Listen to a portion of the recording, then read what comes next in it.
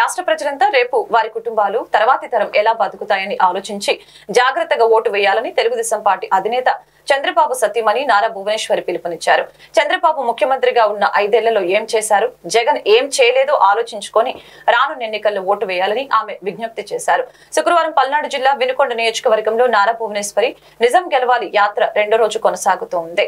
బొల్లాపల్లి మండలం రేమిడిచెర్లలో భువనేశ్వరి పర్యటించారు. చంద్రబాబు అరెస్టు సమయంలో మనస్తాపానికి గురై చనిపోయిన కార్యకర్త కుటుంబాన్ని భువనేశ్వరి పరామర్శించి ఓదార్చారు.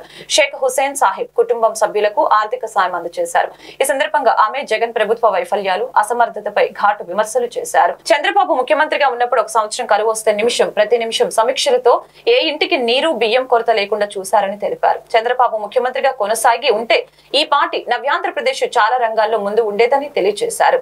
భువనేశ్వరి వెంట పల్నాడు జిల్లా తెలుగుదేశం పార్టీ అధ్యక్షులు జీవి ఆంజనేయులు, లీలావతి దంపతులు, మాజీ ఎమ్మెల్యే మక్కిన మల్లికార్జునరావు, జీవి తనయుడు హరీష్ తదితరులు పాల్గొన్నారు.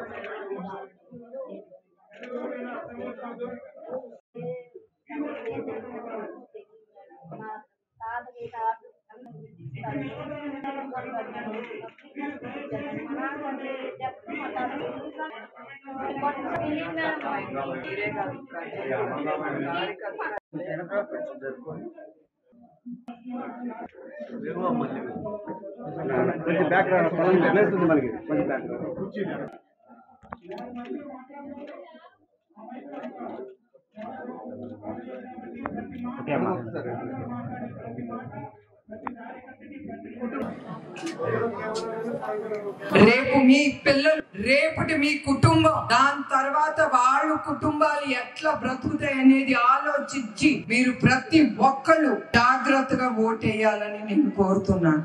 ఎందుకంటే 1 సంవత్సరం చంద్రబాబు నాయుడు గారు ముఖ్యమంత్రిగా ఉన్నప్పుడు ఈ రాష్ట్ర ఆంధ్రప్రదేశ్ కరువు ఎదుర్కొంది. నాకు చాలా నిమిషం ఆయన ఫోన్ల మీద ఉండి నీళ్లు అనేది కొరత ప్రజలకి ఉండకూడదని ఆ ఫ్యామిలీ వచ్చినప్పుడు అప్పుడు నీళ్లు అందాలని అందించారు. ప్రతి ఇంటికి బియ్యం కూడా పంపించారు ఆయన. అవన్నీ మీరు మర్చిపోకూడదు. ఒక్క ఛాన్స్ అని మీరందరు నమ్మారు. ఆ ఒక్క ఛాన్స్ తో మీ తల మీద చేయబెట్టి మీ కొంపలు కూల్చుతున్నాడు. ఈసారి ఒక్క ఛాన్స్ తో ఎదురు తిరిగి మీ ఓటుతో ఆ ఒక్క ఛాన్స్ ఇవ్వకుండా ఈ రాక్షస ప్రభుత్వం దించి ప్రజల ప్రభుత్వం అనేది మీ ప్రభుత్వం, మీకోసం పోరాడే నాయకుడు కావాలి. మీకు అవసరం, అది అవసరం. ఇప్పుడు ప్రస్తుతం ఆంధ్రప్రదేశ్ ఆయన గనుక ఉండుంటే చాలా రంగాలు ఈ పాటికి పరిశ్రమలు ఇక్కడికి వచ్చేవారు. పోలవరం అయ్యే, అవునా కాదా చెప్పండి. ఆయన ఉండే 5 సంవత్సరాల్లో ఏ నాయకుడు కూడా చేయడు.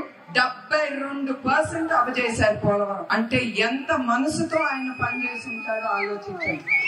ఈ పాటికి ఈ 5 సంవత్సరాల్లో పోలవరం అయ్యేది, మన అన్నదాతలకి ప్రజలకి నీటే అనే కొరత ఉండేది కాదు. అట్లానే ఇప్పుడు మనం రాజధాని లేని రాష్ట్రంగా తయారయ్యాం. ఆయన కనుక ఉండుంటే అమరావతి వచ్చేది. 3 రాజధాని అంది ఈ ప్రభుత్వం. ఒక్క రాజధాని కూడా తీసుకురాలేకపోయింది ఈ 5 సంవత్సరాలు. అది ఈ ప్రభుత్వం గొప్పతనం. ఒక్క పని చేయలేదు ప్రజలకి. అది మీరు గుర్తుంచుకోవాలి.